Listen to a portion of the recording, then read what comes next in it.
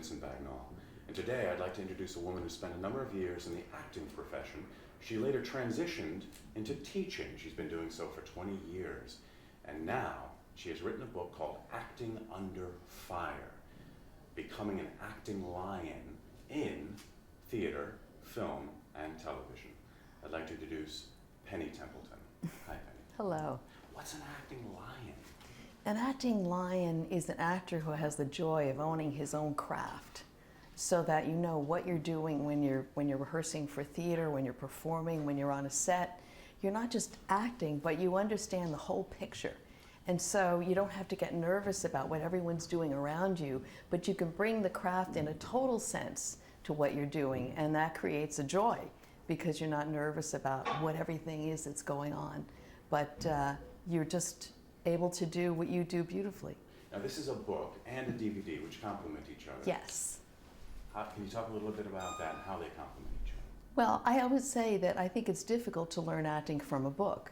So my concept was to have a DVD to illustrate a lot of the exercises and some of the things and skills that I work with actors on, so that the actors, especially actors that don't have access to a class like in New York City or in LA, so those actors can pop that DVD in and actually watch and see how it's done. And in this era today, we need DVDs just as much as We need books. use them all the time, right? Now, why today? Why in this era that we're in now, why is a book and DVD of this nature so important? Because it's fast, fast, fast. And actors have been trained to do the work slowly.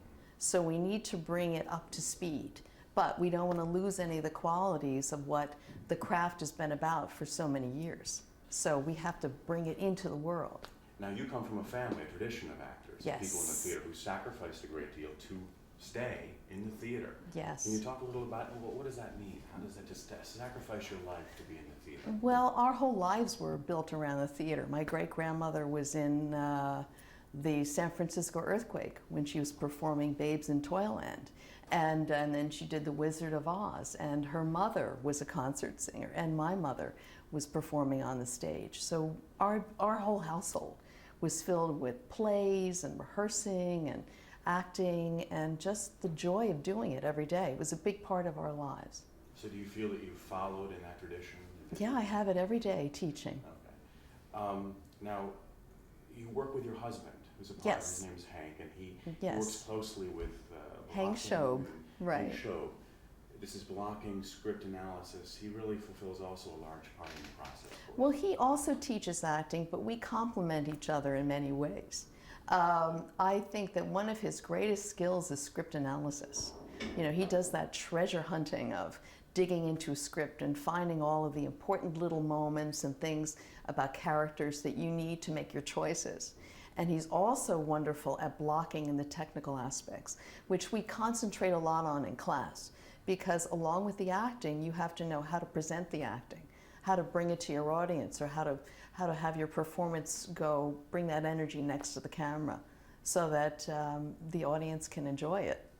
Now, in the book, you refer to the great traditions of the 20th century, like Stanislavski, the group Correct. theater, Stella Adler. How Yes. do you take traditions with such history and mix them with today's era of fast-paced video? It's not about mixing them so much, it's about evolving them. Okay.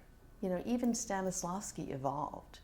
And so our job is to prepare the actor that's actually out there doing it or performing so that they can have the tools that they need to be great performers and to bring what they need to the audience and the material, to make material come alive.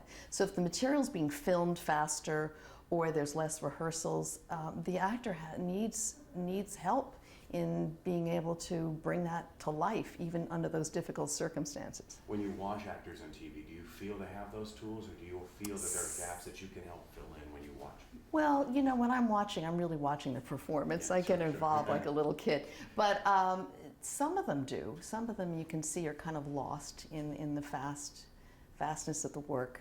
And others, you know, have accumulated more skills. Let's talk a bit about the era we're in now, which is no acting. We hear this a lot. Please don't act. No acting, please. What does that mean? I think it depends. I think it means they don't want to see overacting. Okay. So we want acting to look natural. We want to believe, especially with now that we have reality TV. As someone who's trying to act, it stands out compared to someone who's more natural and grounded and coming from themselves.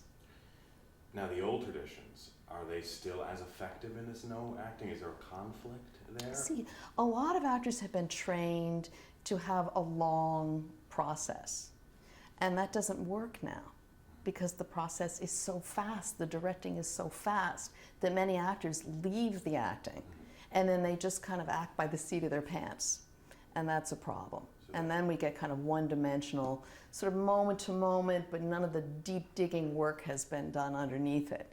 And we lose the complexity. Which is essential for good work. Essential, I think, yes. Now, what would you say what's the biggest reason these old styles aren't enough anymore? You mentioned that in the book. They are enough.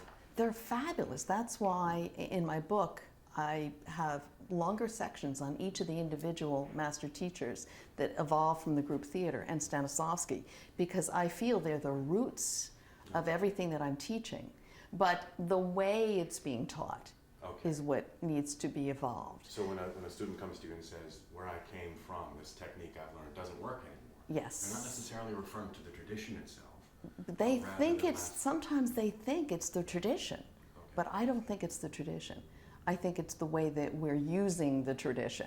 For instance, if someone wants to work on sensory work, where they're using their sense memory and they're going to bring the colors and feelings to their face, I put a camera on it and then show it on a movie screen so that the actors can all participate in that, and that moves them faster.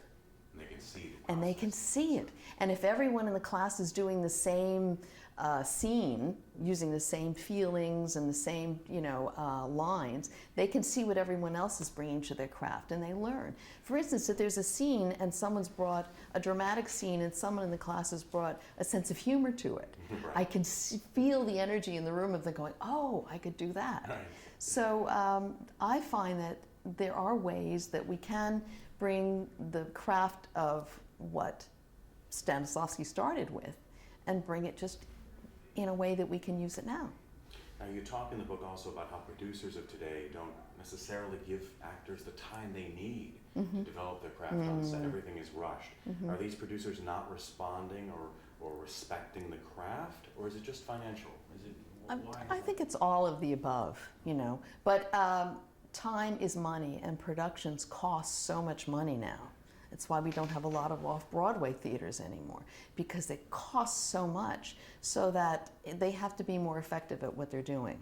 So, it's just... It's business.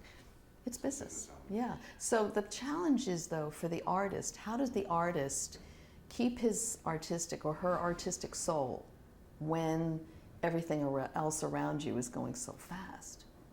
And that's the where support challenge. is necessary, and having support and also... You don't want to feel like you're just a cog in something that's manufacturing the arts. You want to feel that you're really a part of bringing what I think the arts are about, which is bringing the truth to the world. So if it doesn't exist coming from the producer or from the environment, how does the actor has to know how to bring it, even under crazy circumstances. And that must come from within and be cultivated in class. It has to be well, the way that I cultivate it is I'm always in contact with other actors that are doing it. So if they're doing a movie, we'll have dinner, or they'll call me, or I'm working with them, and I'll say, okay, what was this experience like? What was the most difficult thing? What was your greatest challenge? Or we might be working on some of their challenges, we're working on their script. And what should everyone learn from this? And it's been handed to them, so they're very generous about, saying, oh, you've got to work with them on this, right. Or, oh, now the cameras are small. Do they realize that? Yeah. Or, even when you're standing still and you can't move and you've got to do a preparation, they need to move around before the camera starts filming so that they've still got that energy inside of them. So these are all skills, sets, and things that are handed to me by actors out there that are doing it. It's also a nice contradiction. It's a nice support to the cutthroat ideas that we've sometimes been told about the business. It's tough, it's harsh. This is a supportive kind of Right, theme. right, Really. right. It's warm. Now, you were an actress for a while. Yes. How did you transition into becoming a teacher and separating the kind of stuff that actors deal with, the performers deal with on a day-to-day basis, and really just support others? Was that a hard transition? It was. I mean, the decision was difficult because I felt that I couldn't be an actress. I came to the point where I felt that I had to make a choice between continuing as an actress or going the other path, which was being an acting teacher. I was doing both, and I just felt that I had to make a life choice. So it was Hank, my husband, who said, "Oh, that's easy." And I said, "What's easy?" He said, "I hear you coaching, and you love what you do." So I decided to try it, and right away I knew I had made the right choice. You felt at home teaching. I feel blessed to be able to work on the craft all day long, and all night long too. That's a lot With of work. actors that want it, you know, we're kind of in a lab working together and inspiring each other. Right. Let's talk a bit about approaching the part. You talk a lot about becoming yourself and the importance of that. I think so, That's yes. not easy for all people, for a lot of young actors No. coming in. Becoming yourself, who is myself? How do I approach That's that? a big challenge, is to know, to find out who you are.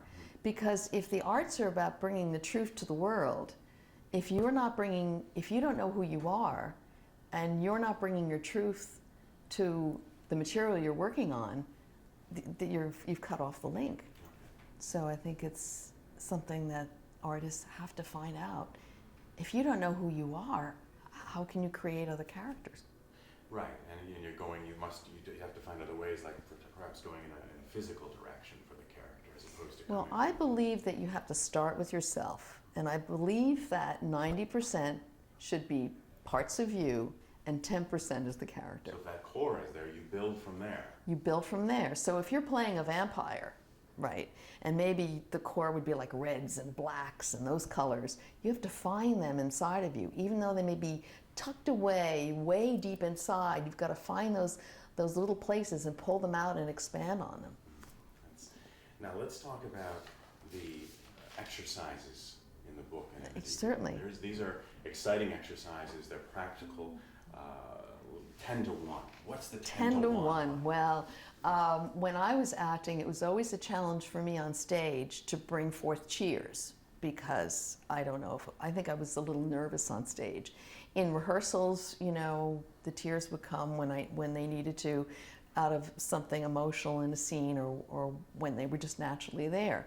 But on stage, something happened that just they didn't come. So I would ask actors, you know, how do you cry? How do you make yourself relaxed enough to allow that happen?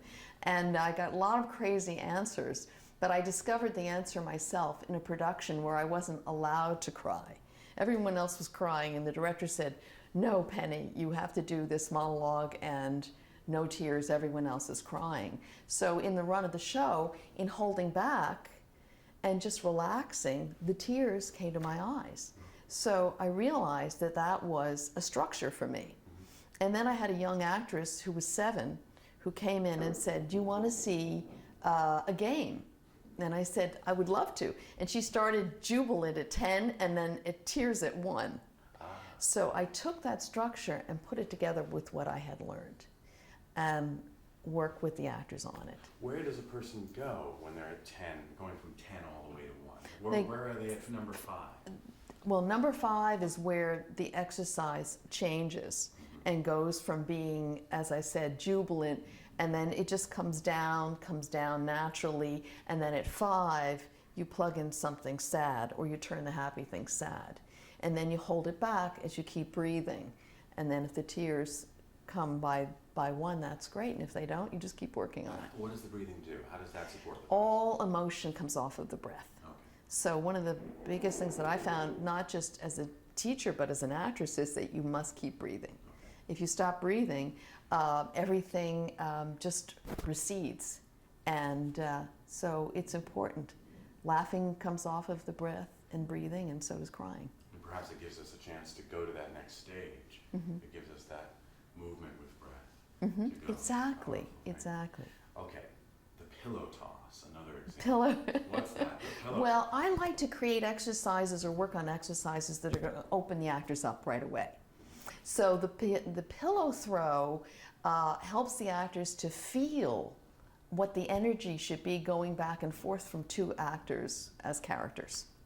Okay, So as they throw the pillow back and forth in character, it feels very physical. And that's what a scene should feel at the end of a scene. If you've got your substitutions and your breathing and the energy and your choices, it should feel like that kind of physicality on the inside. is this an exercise you might advise for two actors who aren't connecting on the level that they could? Absolutely. That's one of the reasons why I use it. And so it helps people when To let's say feel they it. just arrived on set, the chemistry's not happening, Mm-hmm. we do a pillow toss. Well, they could. They They could. Sure, they could do it in their trailer rehearsing or as part of a rehearsal process, or a director could do it, yeah. Sometimes if I see that's not happening, I'll have actors, I'll say, come on, let's do the scene throwing the pillow. But if someone whomps the pillow at you, Yeah. hopefully you're going to react, You will, especially or if if they go they, that if they hard. gently hand it over, it helps to make you aware of that energy. Now you start your class with what's called I'm So Pissed. What's that about? It's part of what I call my acting bar, which is like a dance bar, but it's acting exercises, 5 different exercises in a row that create and work the acting muscle. But the I'm so pissed is, the actors, I'm very well known for the I'm so pissed. And I developed it in order to crack actors open. Because actors are afraid of the great emotions, and anger being one of them. So when they have to turn to the wall, take a small or recent incident and see it on a big screen, hear it on loudspeakers, let it come till they can't hold it back, and then turn around and virtually unload themselves at the highest level, it's scary. Yes, it is. It's scary. But once they've done it, several times, they get comfortable with it. And you allow And then them. it drops in, and then they realize how powerful it is. Right. They've just knocked off one of the most difficult things you can do in acting. So start at the beginning of the class. Start with it. That's why. Yeah. Now, there's a lot of styles out there that students perhaps bring from their past, Yes. from what they've learned by watching films Yes. and what they've learned in the past. There Yes. are cultural differences. Students are coming in Correct. here with all kinds of backgrounds. Yes. How do you take these exercises and apply them to such a varied supply of backgrounds and cultures? Is that Well, a I challenge? love the varied backgrounds and cultures. I love it when actors when we have all different kinds of actors in the class, because as I said, we all learn from each other. So different energies, all teach us different things. But no, they just use it in their own way with whoever they are. Somebody who comes in and is fierce, then the I'm so pissed they're going to be great at. But they may not be so good at a moment-to-moment exercise or something else. So we're learning from So there actors are that have repertoire- different gifts. There are a repertoire of exercises that really touch on all Different parts of our things. character. And my concept was, instead of in the scene study part of class, instead of stopping a scene and teaching someone the acting from there, or the skill from there, I prefer to do the exercises separate, because they all work the different acting muscles, and it all steeps down into the work. Yeah. Now, the issue that an actor faces when they reach a certain point in their training or in their career where maybe they realize or might not be sure that they're in the right career, and maybe you Right. see it, they're not suited for it. This is a difficult, I would imagine, a difficult thing to face. Is that your job to see that and address it and inform the actor how? No, because they surprise me. I mean, I've had actors that have, said, I don't think this is for me, and gone away from the acting, and then 5 years, 10 years later, they're back, and they're saying, it's my passion and I have to do it. So it's their evolution. It's their evolution. And sometimes you think, oh, this actor really has a big challenge, and I don't know how far this actor's going to go. And they learn the life lesson, or they learn it somewhere else. And that's great. Everyone's on their acting journey. But do they need to discover that, or can you help them say, look, maybe it's time to take a year off? Oh, I would never do that. Unless, and if they have a conflict between family life, you know, sometimes they feel guilty, but they don't want to leave their craft. And you know, I might say to them, it's okay. Sometimes you got to go away and take care of things. It's And then come important back. It's okay. because it requires so much focus. Yeah, you want to be a part of life, and you don't want to cut off, you know, all of your connections to the people that you're close to. Although I met Kevin Spacey once in my life, and he told me, keep your blinders on. That's how you succeed. I Well, said, but what do you mean by that? what he means by that, I think what he means by that is that there are sometimes you can get so involved that you're pulled out of what your greatest happiness is. And I wouldn't want to see that. Well, I had one actor who every week something happened with his family. Every week. And finally, Hank and I talked to him and said, you know, you have to make a decision here. You know, you love your family, but your art is suffering. Very hard call. It takes a lot of commitment. Yeah. Let's talk for a second about the emotional impact of the work. This work is emotional. It requires a naked approach for a lot of actors. Now, Right. would you say that there's perhaps a gender divide in this area? Is it more supportive for men or for women? Can you look at, is there a difference for men and women coming into this part of it? That is so interesting that you asked that question, because when I first started teaching 20 years ago, there was a big difference. And at one point in the classes, I had males playing females and females playing males. Why? That's a strong choice. Because the females had a softer side, and I wanted them to understand the male human beings and vice versa. And it was kind of shocking at the time.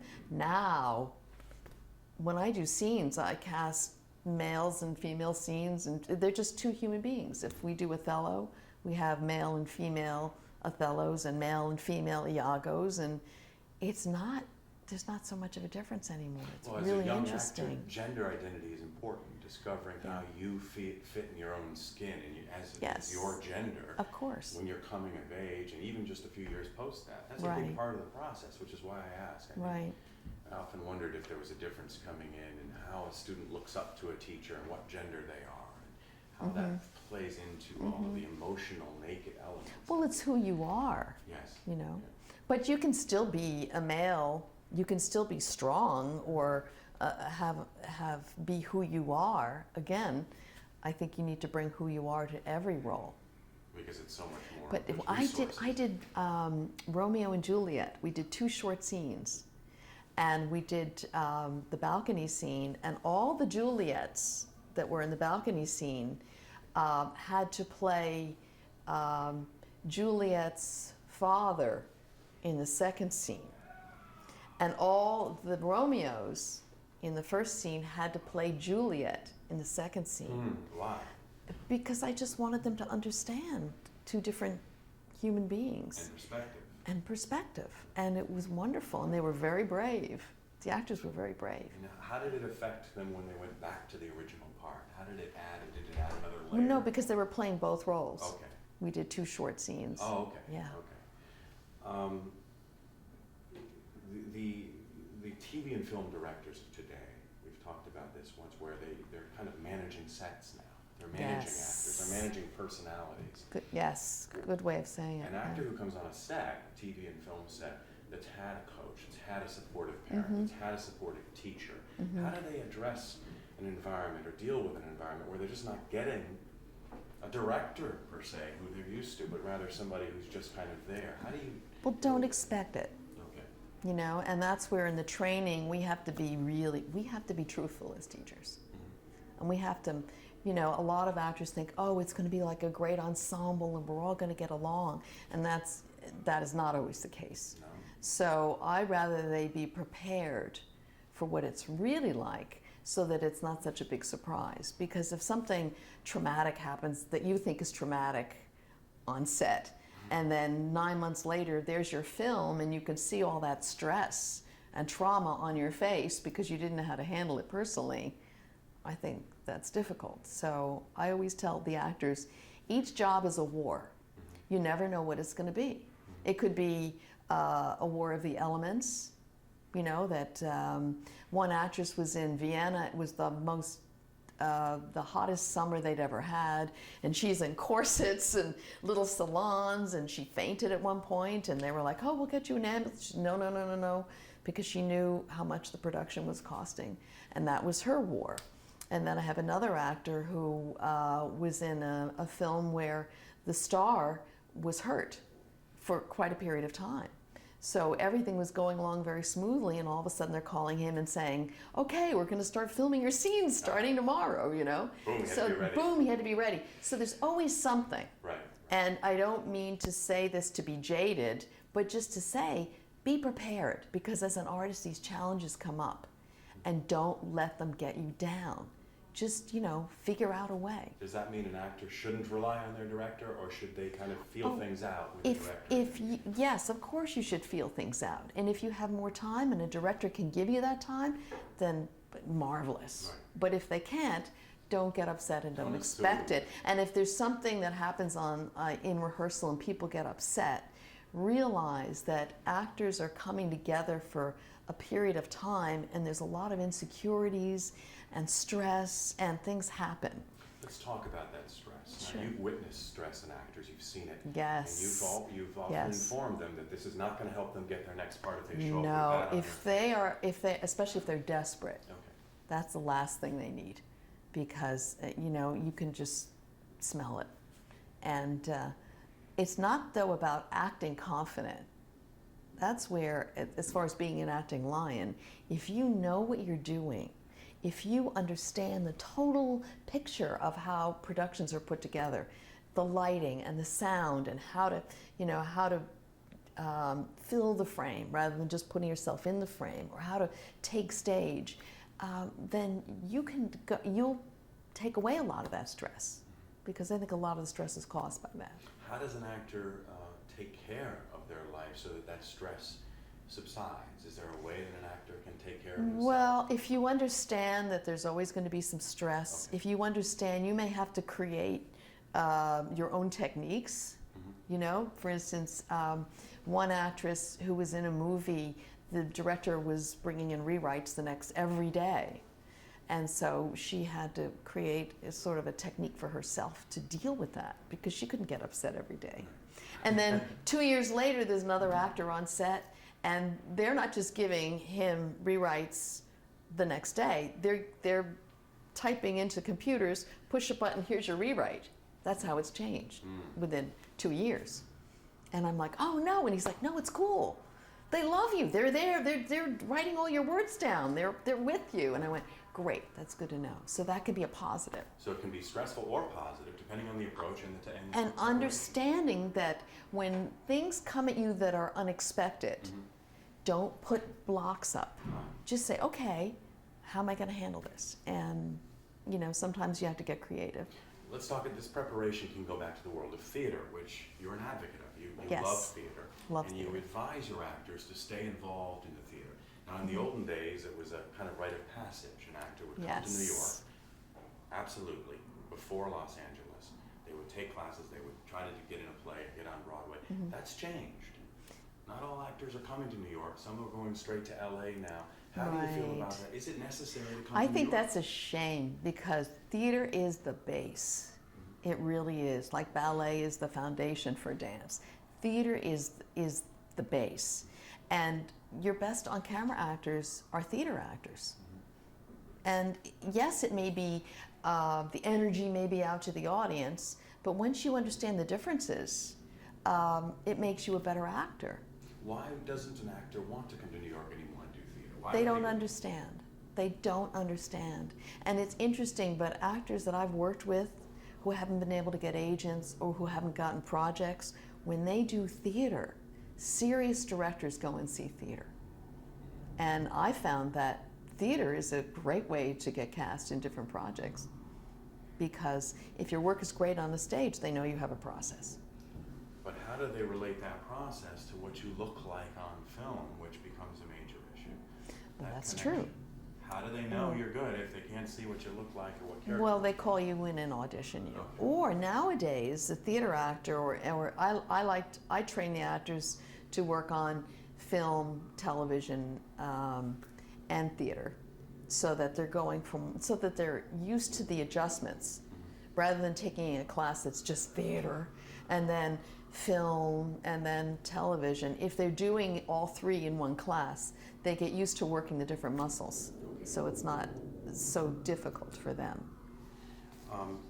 Kevin Spacey taught, you Yes. refer to him in the book, Yes. about being an artist first, Yes. as opposed to just relying on getting hired, and going out and using the auditions as a part of that artistry, as opposed to just doing them to get hired. See, that's, but you see, he was at his crossroads.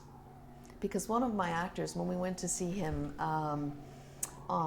perform in The Iceman Cometh, asked him, he'd been very poor and he'd been acting for many years in New York, and he said, how did you turn it around? And he said two things. I decided if I was going to continue to be an actor, I wanted to be the best actor I could be. So I really worked on my craft to get better. And the other that helped turn everything around was I looked at every opportunity, every auditioning opportunity as an opportunity to act. So I didn't worry. I just went in for myself to enjoy that process. And that's a very powerful energy. It sure is, especially when dealing with rejection.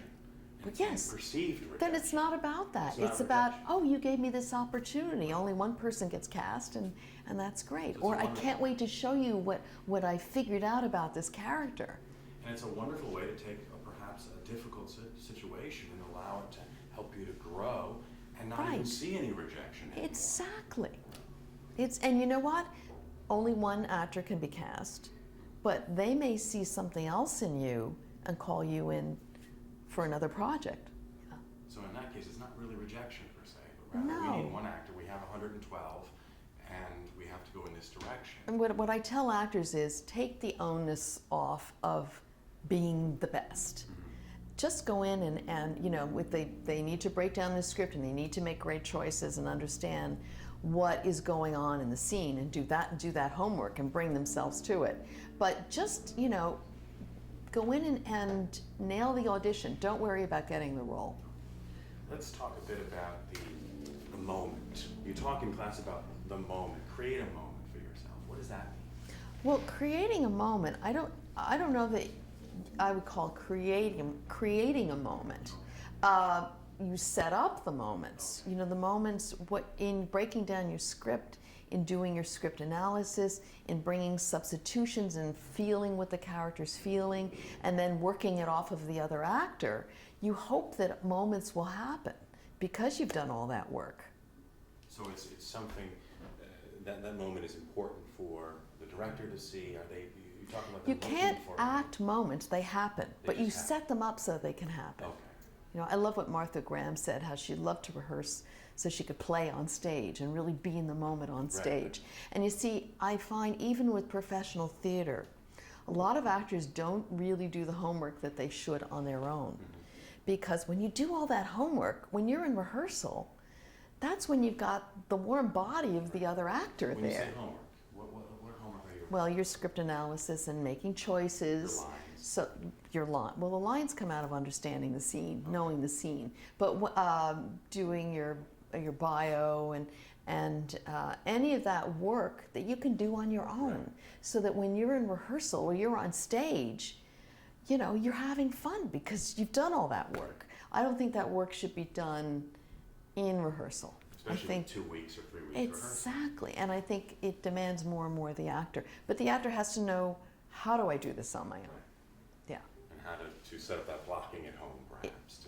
Work their blocking. But even Sir Michael Caine, he talks about on his DVD on acting in film, he talks about how the night before, when he's going to be filming, he sets up his hotel room and sets up all his blocking and practices it so that he's really ready to go.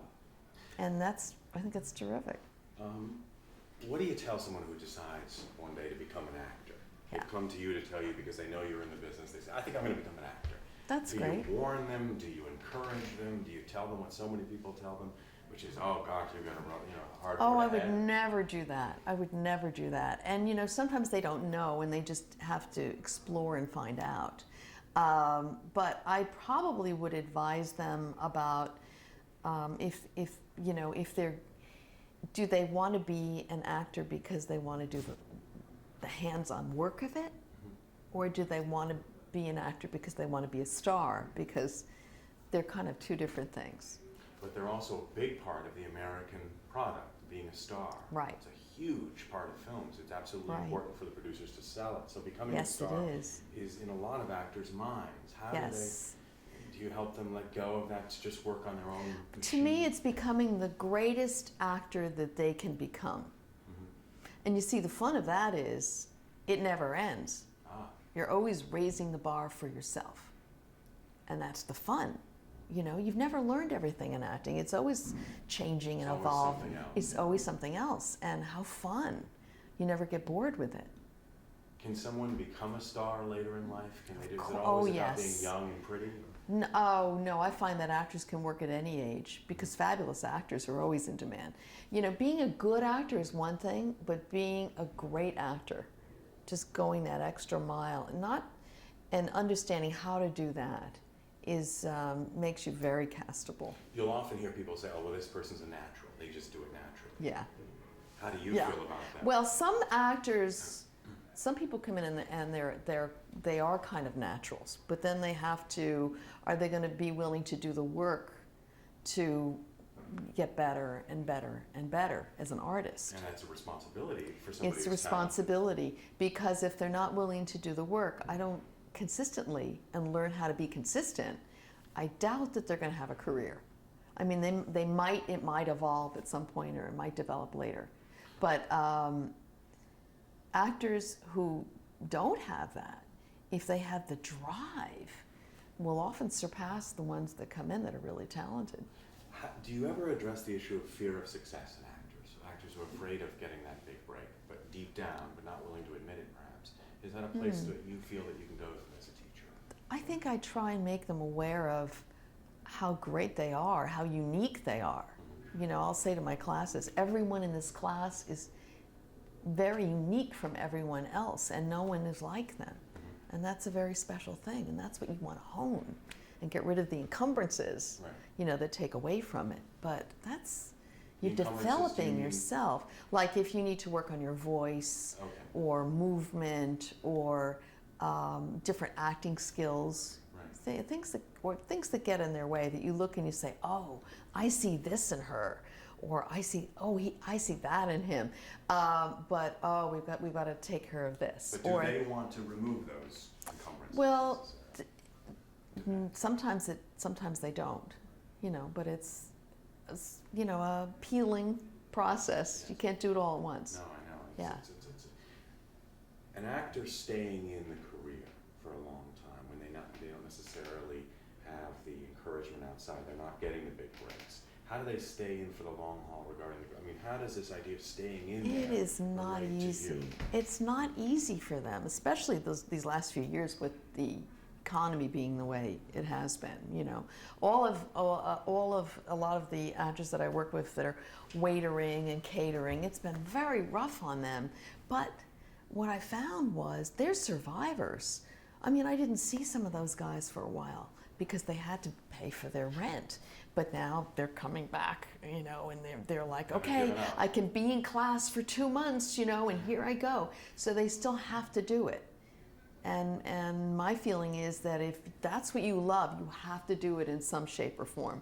I gave a sample class the other night. 3 of the 15 actors that were in that sample class work in 9-to-5 jobs for corporations. And they said, I'm making enough money, but I miss acting. You know, and I said to them, you have to do it. And it can be being in a great acting class. It could be doing it in a theater in your community. It may be doing something that's not acting, but is kind of close to acting, writing. You have to do it. That's an important part of the whole process, to really support the artistry as opposed Right. to the external rewards. Wouldn't you say? Right. That Well, they how many nurture? artists, you know, how many artists become stars? Not very many when you look at all No. the people So out there. is that why you're doing it? Right. Because that's really not the reason. So Because that's an important question for any artist. understand. Any artist in any field. I'd like to also talk about, just for the, as a question where you can kind of relate this hopefully to your students, what would you like to say to the potential students out there who haven't come to you yet? What would you like to offer them? Is there something that excites you most about helping a student or helping an athlete? I love helping them to understand how to marry their craft with the reality and still find the joy within it. That's what turns me on. You know, it's like, yes, you need to understand blocking and you need to really nail it, because if you're doing a television program, you know, they're not going to you can't go off and practice your blocking. You've absolutely got to nail it. Or if you're doing a theater production, the director will love you if you come in after that blocking rehearsal, the next rehearsal you come in and you still remember it. You know, and just making them aware of how important it is to do it right. Because when you do it right, that becomes the easy way. So my goal is to make them see that the right way is the easy way. But that doesn't mean just studying hard. Because I see a lot of actors who study their craft, but they may be studying too much of one technique or not understanding what they need to do to move forward, or to become a more complete artist. So when they've moved That's forward, a problem. how do you feel when you've seen that progress? It's wonderful. When they take the ball and you know, and they're, you know, I throw the ball and they take it and run with it, I mean, that's such a joy for me. And then again, I'm learning from them at that point. This has been wonderful. I Thank feel like you filled in a lot of the questions that I've always wanted to Fantastic. ask. Great. Thank you very much for your time. Thank you, Vincent. And thank you. Okay, now let's